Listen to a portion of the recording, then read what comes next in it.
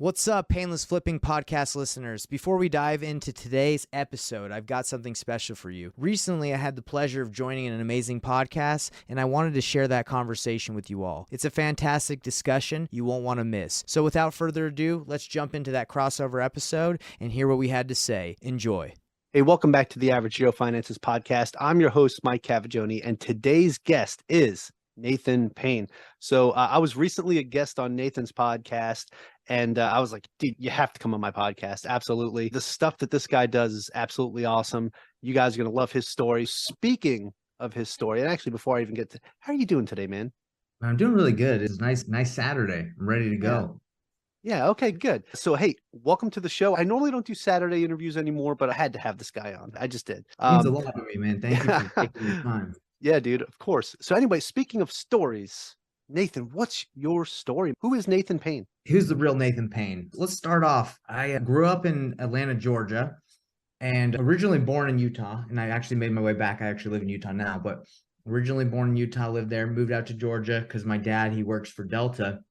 So there's a big hub, big airport in Atlanta. So moved out there, grew up there, wrestled in high school, was big into wrestling. I really enjoy it. I actually do jujitsu right now, which is like grappling. It's how I kind of stay in that sport. Did wrestling. After graduating from high school, I went on a mission for my church for 2 years, from 19 years old to 21 years old. And it was looking back, it's a pretty interesting journey because when you're that young, you go out to a different state, different country and teach people about Jesus.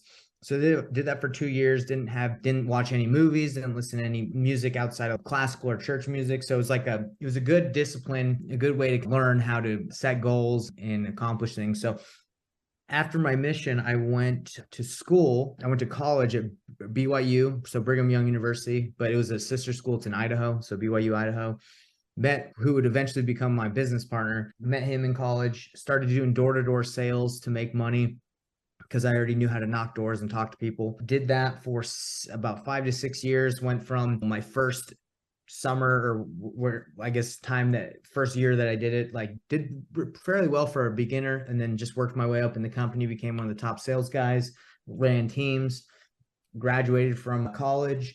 And then it was time to figure out if I wanted to continue to do wanted to do door-to-door or get into something else. And then I got into real estate because my roommate that I had met in college that later then became my business partner, he was doing real estate in college. And I said, hey, let's start doing real estate now. So he quit his job. I quit the door and we just went all in to real estate. I had no idea what I was doing, but I figured it out.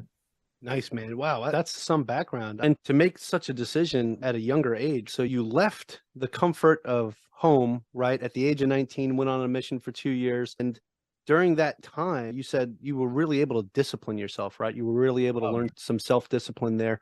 And I think that's a key thing that I want to touch on, because I think that's something that you carried over into your business side, right? Onto your entrepreneur side. So you met your partner in college. And so what were you doing with the door-to-door? I was selling Dish Network, satellite TV. Yeah. So it started out, I was selling Dish and Direct my first year. So depending on what kind of service they have, I'd pitch them the other one. Sure. And we just essentially, we go to neighborhoods where we'd say, hey, our trucks are in the area. A lot of people have been complaining about their bills being high or going up. We're here to see if we can help people lower the bills. And then we would go in there, show them what our product was, and try to close them right then. That was like the goal. Because if you didn't close them then, good luck. It probably wasn't going to happen. Yeah. Okay. So with doing that, you got some good sales experience, right? So I'm pretty sure with wholesaling that comes in handy. So now your partner was already investing a little bit in real estate. Is that what you said? Yeah. So when I was doing door to door, I was always trying to get him to come and work for me or work with me. And he was like, nah, I'm doing lease options. I'm doing seller finance. He was trying to wholesale. And he had started because his dad, who was in Missouri, had started. His dad started flipping, then he got into wholesaling. So he was trying to dabble in it, but I saw how much work. I just saw what he was doing. I was like, man, I'm making more money than him. I don't need to do that. So I just didn't think it was a better option, because door-to-door is very lucrative, especially if you have people under you. You make overrides, you make money per sale that they have if you manage them. So I didn't think about it. But once college was over, I was like, I don't want to do this forever. Yeah. Okay. So was it because he was already doing real estate that you were like, let me get into real estate? Or did you start doing some research and figure out that this is the route you wanted to go? I Or did just your friend tug your arm a little bit and say, come on, man, come over to the dark side? No, you know, it was interesting. He, after college, he went and got a tech job. So he wasn't even really doing real Mm, estate. He had gone off on that route doing tech sales. And I reached out to him because I had done a couple interviews, right? I was trying to figure out what I wanted to do. I met with some super successful insurance guy that did property insurance in like California. He told me like how to get into it. So when I had decided to move on from door to door, I went and did some interviews, got in a suit and started interviewing with people. And I was like, man, this is whack. I don't like this. Because I went and interviewed with some guy that like did medical insurance or something like that. And he was like asking me like why he should hire me. And I guess I have some pride. So in my mind, I was like, why? I feel like this guy's like trying to see if I'm good enough when I know I could crush whatever I do. And at that moment, I was like, yeah, forget this. Not to him, but just in my mind, I was like, I don't need this. So then I reached out to Corey and I was like, dude, you're doing tech sales. I'm good. You're good. Let's figure this thing out. Let's go all in. So I didn't really realize that until now, but that one interview where I had the suit and the guy was looking me up and down and it almost felt like he was judging me, which he probably was. I was like, I don't need that. And I didn't do it. Then I was out. yeah. So you decided to stay away from the corporate world pretty early on. So that's good. So how old were you when you made that decision to start investing in real estate? I think it was 26, 27. 26? Okay. Yeah, right on, man. Good deal. Now, what did that look like for you when you made that initial shift, right? I know you didn't just jump right in, all of a sudden, boom, I've got all these leads and all these properties. I don't know what to do with myself. What did that process look like to start from complete scratch? Yeah, so it was me and Corey meeting in my basement, looking at for sale by owners and making about 5 dials a day because we thought that was enough. Oh, wow. Yeah, we were just like a little intimidated, a little nervous on what to do, how to start. So it started off with just meeting, game planning. That's kind of usually what happens when you don't know what you're doing and you don't want to take action. So you just plan. And so we were planning, trying to figure out how we're going to do what we're going to do. And eventually we just decided to take a little bit more action, just go a little bit more. It wasn't forever. It was like a couple of weeks. And we're like, dude, we just need to go for it. So I would say the first couple of weeks we were just we were hesitant, but we knew we were trying to figure out what to do together at my house in my All right. basement. All right. Yeah, that's fair enough. So you guys are figuring it out, finding yourselves, finding out, what you needed to do to make this happen. So obviously 5 calls a day wasn't cutting it. So Might have been more, but But- I think it felt like 5. yeah, it's all good, man. But what did it look like from that point where you started off with the minimal calls per day to the point where you got to your first deal? What kind of difference in the activities of what you were doing? What was the difference between day one and day of we're getting our first deal? Yeah, so from being in the basement and just trying to figure it out, make some calls and not having a lot of direction, Corey and I had posted on our Facebook groups, our Facebook page is, hey, we're looking to network with some agents or people that are wholesaling in the area. Corey had someone that had reached out to him because of his post that was an agent, like a friend through a friend said, hey, my broker at my agency or my brokerage wants to get into wholesaling. You guys should come and meet him. So we went over there, sat down with them, and the broker at the time was like, hey, I really want to get into wholesaling. I had a dream about wholesaling. And we're like, really? Let's freaking do it. He's like, I'll give you guys a place to work here. I'll give you the Mojo dialer. I'll give you some lists. Anything that you get is yours. But if you get any listings, hook me up. And we're like, okay. So then we just started going to his office. We had a place to work, felt a little bit more serious. And we just were hitting that Mojo dialer nonstop, like 8 hours, crushing it, talking to sellers. And that's really when things picked up, is when we started getting on the multi-line dialer and making calls and talking and getting rejected nonstop. Right on. So did you actually wind up getting him some listings too? Yeah, we got some listings because what we did, because of the background I had in door to door, we would go knock for a couple hours a day and then we would call. So we went knocking. We actually got one of our first deals from knocking. It was like an $18,000 deal knocking. And then we got him, I think, 2 listings, one from knocking and then one from calling within the first couple months. So yeah, it was working well. Okay, right on. Yeah, I'm just curious now because I'm also a real estate agent. So I'm like, maybe I should get some wholesalers to just make some calls for me. But here, use the list. And then anybody that's going to be a potential listing, then I'll just take those. So 100%. no, that's pretty neat, we man. hooked him up. There was this one deal that we did that at the time he paid us I think $42,000 a wholesale fee on it, but I think he ended up flipping it and making 200,000 on it. It was a sick deal. Nice. From a guy who inherited this other guy. It was an unfortunate scenario, but the guy was on meth. He inherited a property from his dad, and he just was messed up. It took us a couple months. We had to feed the guy. We had to buy him groceries. Yeah. But we got the property, and yeah, it was wild. It was a wild situation. Wow. Yeah, it's amazing the things that you can encounter, but also the problems that you help solve, right? I think that's one of the biggest things. Every wholesaler I know, it's you're not really in the real estate business, you're in the problem solving business, right? 'Cause that's what you're doing when you wholesale, right? You're taking a problem that someone has and you're giving them a solution, but still in the real estate business. But that's the way I like to look at it, right? You're like a big problem solver. So, Exactly. And I would even say like wholesaling isn't necessarily investing, right? Because you're not like keeping properties. You're basically Right. it's like a sales job, right? You're like you're moving stuff, and it's active income. So you're continuously have to do it. I think it's a great stepping stone to get into real estate so you can start investing. Yeah, absolutely. And then, once you start really hitting it pretty big, you could start taking some of those profits and buying some properties, or if you even find a good deal that you thought was going to be a wholesale, but you're like, you know what, I can actually turn this into a rental, then you have those opportunities as well. So that's one of the good things about it, I think, because there's a lot of diversity, right? When you're sitting here making those phone calls. And it just depends on what kind of deal you're going to pick up. And again, if it's going to be a good enough deal, you can either get a really big finder's fee for it, or you can turn it into a rental property. It just depends on what your goals are. And some people just like getting those big checks. Yeah. And some people are like, hey, I want to do it for the long term too. So speaking of that, you started the wholesaling thing, and now at this point, you guys are really starting to crush. Did you start investing in real estate yourself? Yeah, so that's the thing. I wish like I would have known a little bit more is as I built a wholesaling business over the last like 4 years, as I built up teams and got more employees, it almost seemed like the more deals you did, like you just had to keep doing more and more to feed everybody in the company. So I have a couple rentals, but I wasn't able to keep as much as I'd like, because when you got to pay everyone, you can't really keep something, because then they're like, hey, I need that commission. That sales guy's, hey, I need my 15. He's not saying I need that, but that's obviously he's got to get paid. So right. Yeah, I think that's the problem. If you just build like a really heavy acquisitions business that's just strictly wholesaling, you're not going to get to keep as much as you want. So what I did now is, with the market shift happening, I've really leaned out my business. So instead of having a company or a big team that has to be fed, I do deals and I get to get paid pretty much with little overhead. I get to keep everything and get to keep properties that I want now. So I've changed my model a little bit to be not doing as much, but making more and getting a lot more flexibility and freedom with my time. Yeah, that's interesting, man, because you built it up pretty big, right? At one point. And that's a very good point, right?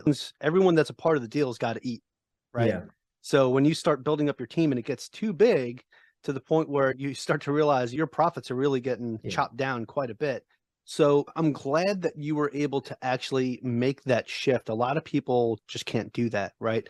And they wind up getting stuck in a situation where they wind up losing everything. So the fact that you were able to realize, hey, I need to start trimming some of the fat is pretty good. So what kind of like outsourcing do you do now? If you're doing most of the stuff yourself, do you have like any VAs or anything like that helping you out with lists or phone calls? Yeah. So my business right now is just a couple virtual assistants that help me with my coaching business and help me with the real estate side. Me, that has the connections with the buyers in my area. And I have an acquisitions guy, like a closer, right? And he doubles as a closer for our coaching company and for real estate deals. So there you go. I've double purpose. And again, it's a lot easier to run. It's a lot more flexible. When you're paying for tons of leads to come into your business, and leads are coming in from pay-per-click at night, and you're like, oh man, I got to call that person or I'm wasting money. It's stressful. And right now it's like, I just do deals when they come across my desk, and if I want to do it. Yeah, no, that's great. It's good to have the flexibility to be able to do that, and be at a point where you can actually say, you know what, I don't have to do this deal. This one looks like it'll be too painful or whatever, because your whole thing is painless wholesaling. Go with the name here. Right. If a deal's looking a little rough around the edges and looks like it might be spiky and painful, you're like, I'll let somebody else deal with that one. That's not going to be me. So it's good to have that flexibility. No, I love it. And it's interesting because I talk to a lot of people that want to get into real estate, and I'll say, what's your goal? And they're like, I want to do 10 to 20 deals a month. And I'm like, why? Like, why would you want to do that many? what's the point? Are you trying to achieve like a financial goal, or do you want to just do that much volume? And then they realize, if I can do, what I'm trying to do in 1 or 2 deals, why do I need to do 20? So I think people Yeah. believe that the more is better or bigger is better, when that's not the case. No, definitely not. Last year I only invested in 2 more syndications.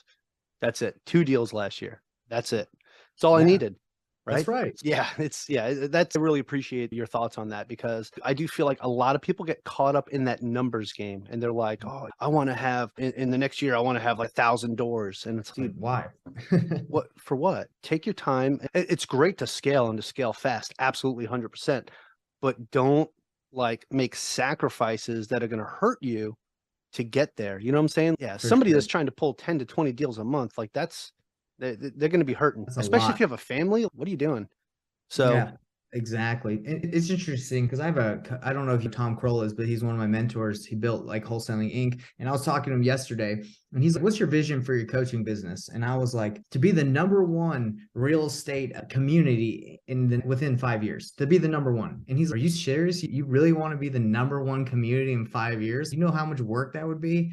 And I was like, nah, I didn't really think about it. But if I was the number one, that would be intense. That would be a lot. And then it made me yeah, think, like, why do I want that? And I've been thinking, like, okay, what do I really want?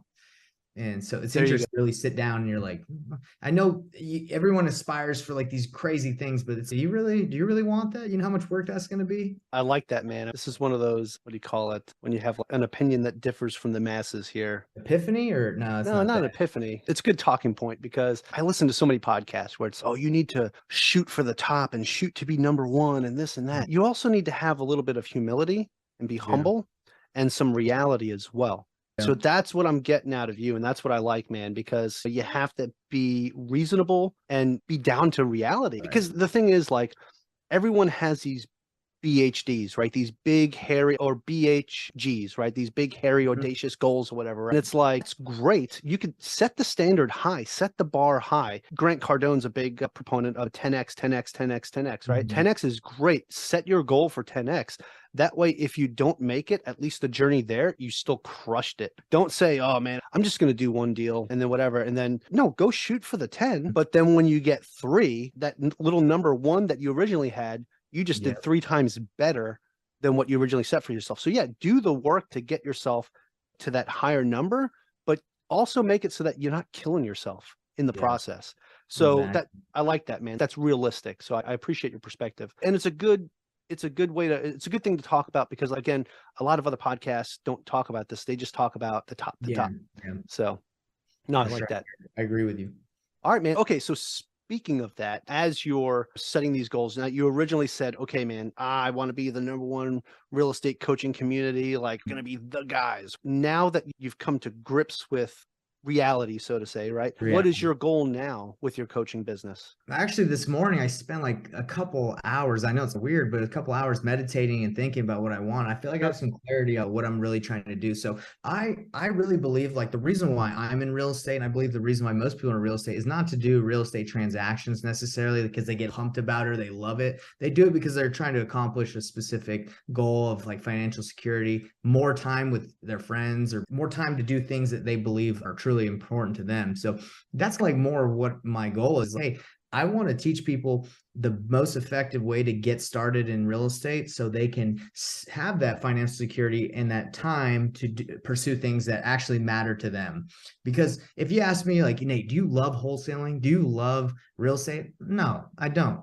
I'm just going to be straight with you. And I enjoy it. I think it's a good job, but that's not why I'm doing all this. I'm doing all this so I can have more time with my wife, more time with my friends, and feel a sense of security as much as you can in this life. Yeah, 100%, man. That's perfect. And the fact that you sat down and meditated on this and really thought on this for a couple hours, that's huge. And I think a lot of people don't realize that needs to be part of your routine, right? When you're setting goals for yourself. And I feel like I'm even having an epiphany myself when I think about what my goals are for like average Joe finances and also the coaching side, because I also do financial coaching, right? What are the goals for that? And I've stepped back from that, and I actually started onboarding more coaches. So now I have other coaches that are helping me take care of clients. But the thing is, I don't think I've ever really sat down and said, this is where I want to see myself in 5 years on this side of the business. And I think now I need to sit down and really think about that. I've got my vision board up here that I'm looking at with my goals for this year. I was up really late on January 1st, finalizing this thing, man. And I look at it and I'm like, the things I have on there, I'm like, I don't even think I have everything I wanted on there. I was like, I think I need to add to this. And I told myself, I was like, well, the year already started. Can I add to it? Of course I could add to it. I could make changes and make route shifts and all that stuff as time goes by, because things are going to change, right? As the year goes on, things are going to change. And I've already told myself that 2023 for me is going to be like the great reset. This is where I'm going to actually come back down to myself and say, okay, where do I really want to go this year? What is the number one thing I really want to? I just started a new business, man, doing inflatable nightclubs out here in Hawaii, completely unrelated to real estate. And it's right now I'm trying to get this thing off the ground. And I had dinner with a buddy of mine the other night, and we usually get together once a month and have a business dinner. We go over what we're doing. He has a really successful churro business out here on the island. Okay. And he told me, he's like, man, dude, just make a bandit sign that's really simple. Says we start parties, and then the business phone number. And I'm like, dude, that's genius. So that's what awesome. That's what I started doing. So I'm like, okay, that's what I'm gonna do. I started making flyers and stuff. I'm gonna start putting flyers out all over the place. I'm probably gonna walk around door to door and things like that as well. Stuff that over time has slowly left my comfort zone because it's something I haven't done in a really long time. So it's okay. I need to like humble myself and get back down to the roots, right? I need to get back down to where I was with sales. Right. And get back into that mentality. That's why, like, when you mentioned what you talked about, like with meditating on it this morning, like, I really feel like that hit me, man. That hit me for sure. And I appreciate your honesty and your reality. And I'm certain my listeners are going to appreciate that as well, because I really pride myself with the guests that I bring on this show being really authentic people. And you are proving that over and over again with each response to everything that you're doing. Yeah, man, I appreciate that, because I try to just, like, for me in my life, just really find out where I'm going, right? Because we're all limited on time. We all 100%. Only 24 hours in a day, all of us. So we got to use that wisely. So you got to figure out what you want and spend it the right way. Yeah, we were pretty limited when I was a guest on your show because we were on a battery percentage of that laptop there. Right. That's good stuff. I got your charger today, so we're going to talk for hours. No, I'm kidding. I'm ready for you. We could. I know I could talk to you for hours, man. But okay, let's get back into it. You got to this point, and now you know where you want to be with your coaching business. You know where you want to be with your real estate wholesaling business.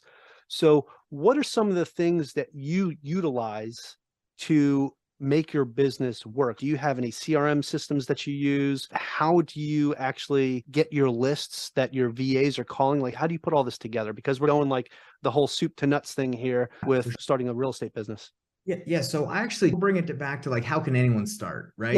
Yeah. How can anyone start and get into real estate? Because I do that, right? Because I got lean and I said, okay, I don't want to spend all my time cold calling. I don't want to spend all my time pulling lists and doing all this stuff that I know how to do. I even have a CRM from my big business that has like 180,000 leads in it that we've paid money on. But do you know how much time it would take me to call those people and follow up and do it? So I said, I don't think that's the right way to go. What is the fastest way to get a deal? And that's what I'm going to do. And that's what I'm going to teach people. So let's just start from there. So usually, when you do off-market deals, you have to negotiate with the seller, which I'm very good at negotiating. I can talk to them. But you have to find them. Are they in the right? Do they have the right motivation? Are they in the right time? Do you catch them at the right time? And if you did, then you sign a contract. So that portion of calling, following up, trying to get a hold of them, and getting them to sign a contract, that can take a long time. It can be quick, but it can take a long time. So I said, look, I know how to do that really well, but I kind of want to skip that part. I don't want to do that, even though I'm good at it. So what do? I believe that the buyers are the ones, especially now in this market, that have the power. They're the ones that pay you. The sellers, obviously, it's good to have a good seller so you can get the contract and either buy or wholesale it. But the buyer is the one that actually gets the transaction done on a wholesale deal. So I said, I'm going to get tight with all the buyers in my market, and I'm just going to find them deals. And I can find them deals that are already under contract, so I don't have to do that portion of the deal. And I can just connect them and broker the deal, right? Bring them the deal, and they'll pay me a fee. So that's what I do. Okay. So are you are you connecting with like other wholesalers and being like, hey, you got something on the contract, I got a buyer for you. And then they pay you a piece of that. That's right. 100%. Okay. Oh, I love that, man. Yeah. It's joint venturing or JVing.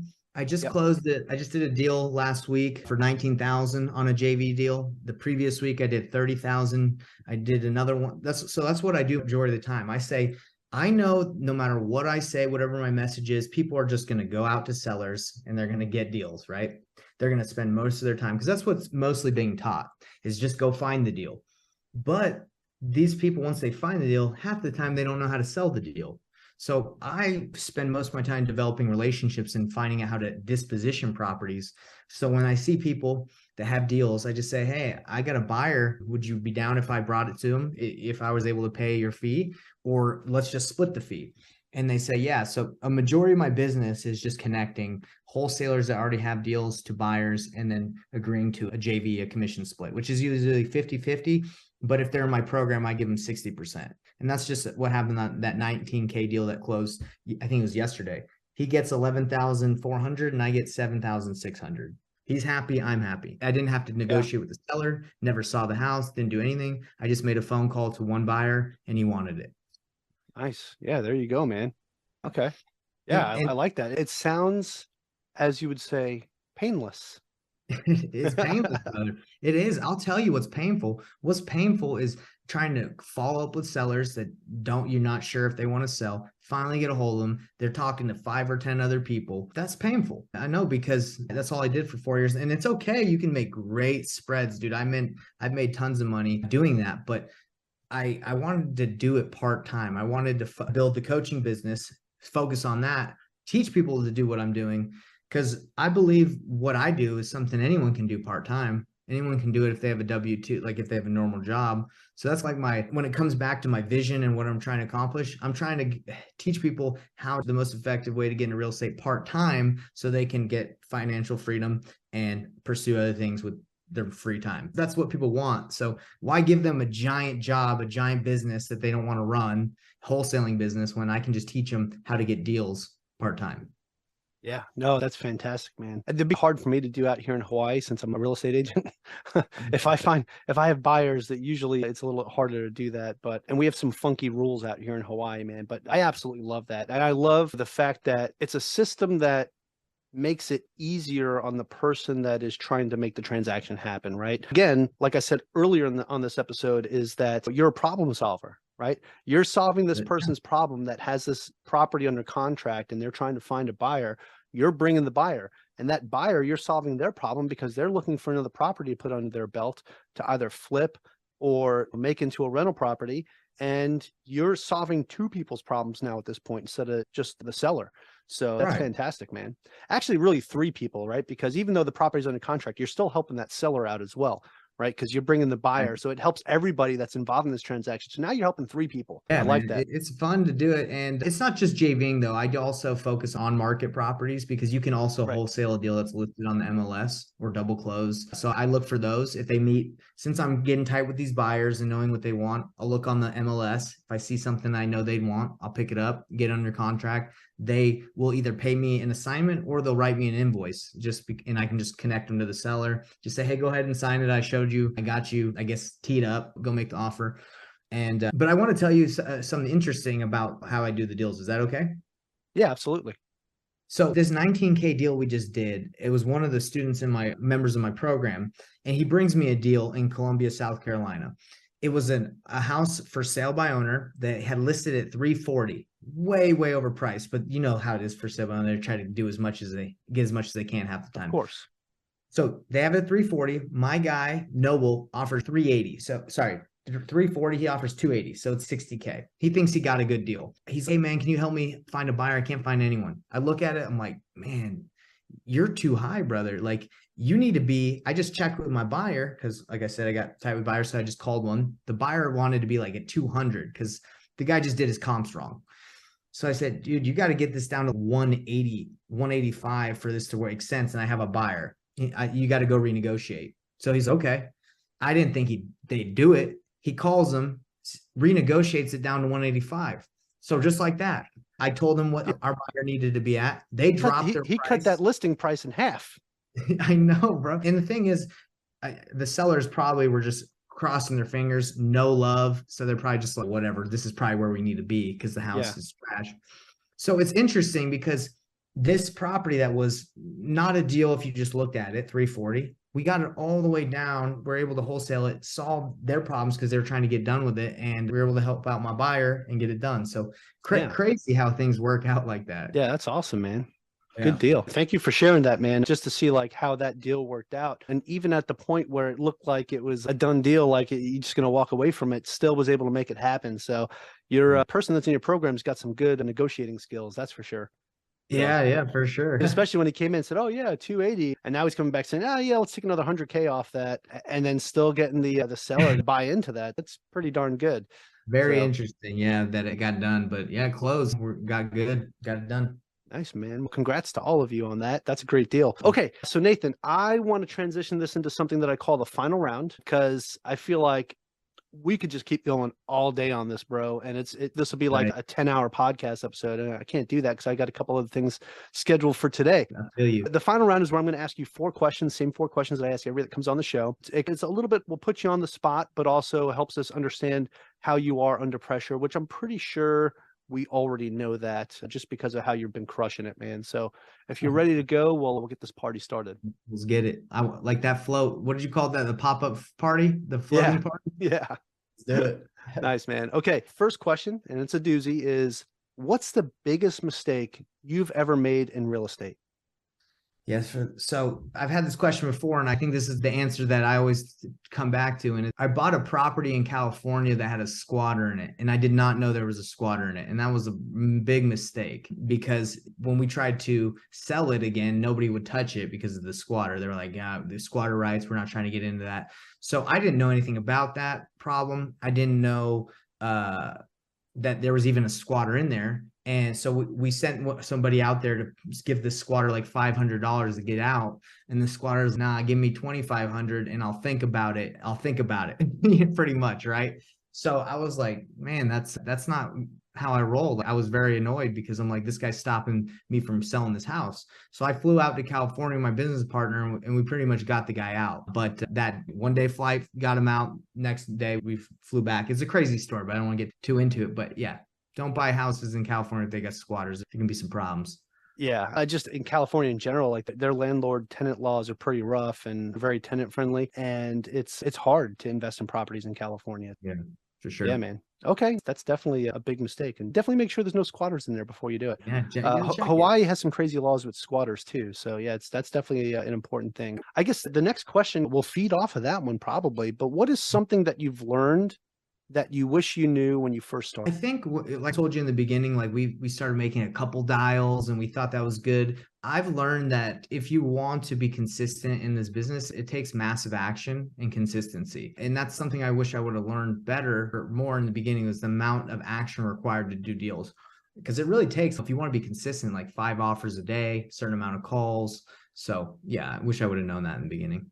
Yeah, 100%, man. That word consistency is something I used on your podcast as well. I think that's huge when I was talking about how to build a podcast up, man. Like consistency in anything that you do is huge. So yeah, definitely appreciate that. Okay, next question. And again, these all kind of feed into each other. You'll see the theme here. But do you have any tips or tricks that you would recommend to someone that is just getting started today? Yeah. So it comes to the way I show people how to get into real estate. The first thing I teach everyone to do, and the first thing I recommend, the first tip is when you get in, connect with someone that's doing deals. Connect with somebody that's a cash buyer, I would say, in your area of what you're trying to get into, because they'll pretty much mentor you. They'll tell you what you want. They'll answer your questions. If someone came to me and said, Nate, what are you looking for? I'll find you what you want. Oh, yeah, I'll tell you what I want if you go and do the work. So that's my first tip. You want to get into this? Get with someone that's doing it. Yeah, 100%, man. That networking piece is huge. And just to meet people, I always tell you got to go out to real estate meetups, conferences, meet people. And I always tell people too, don't find the person that's been doing this for 20 years and try to talk to them about it. Find the person that started 2 years ago or a year ago, because they're closer to the same spot where you're at right now. And the guy that started 20 years ago, things were different 20 years ago when they first started. Different programs, different everything. Yeah, that's huge, man. Appreciate that. So the last question of the final round is an opinion-based question. And because you have a podcast, I'm going to preface this with besides your own, but do you have a favorite business, investing, or real estate related book or podcast or both? I like Wholesaling Inc. podcast. I listen to that. But yeah, I would say out of all that you brought, I'd say Wholesaling Inc. is a good podcast. Okay, fantastic. Appreciate that. All right. And that is it for the final round, man. So I definitely appreciate your perspective on everything. I appreciate your responses during this interview. Dude, you're legit. You're legit. And I really appreciate everything that you brought to the table here today. With that being said, I do have one more question for you. This is outside of the final round, but this is the final question and the most important question of all. Because of the conversation that we've been having, and I really believe the whole thing with how you talked about getting started to where you are today, and we can walk through the process of how to get there. So that's awesome. I'm sure I have some listeners here that are like, man, I want to know more about Nathan, about what he's doing, about his podcast and things like that. So where can people find more information about you? Do you have a website you could share with us or social media or anything like that? Yeah, of course. So Investor Thrive is my company, investorthrive.com. If you go there, you can contact me, you can reach me, you can see all my stuff, investorthrive.com. You can even sign up for our little community mastermind. That's the number one place to go. But if you want to just chat or see the kind of the materials, I guess the content, I have a YouTube channel, Nathan Payne. You can reach me on Facebook. It's either me responding or if I'm busy, my VA will respond to you in the messenger. But yeah, you can reach me on any platform under Nathan Payne or Investor Thrive. Awesome, man. I appreciate that. And again, I appreciate you. Thank you so much, man. This has been fantastic. Thank you, brother. All right. Hey, and to my listeners, thank you so much for joining me and our special guest, Nathan Payne, on the Average Joe Finances podcast. Go leave us a 5-star review and tell us what you liked about today's episode with Nathan. Aloha from Hawaii, and have a great rest of your day.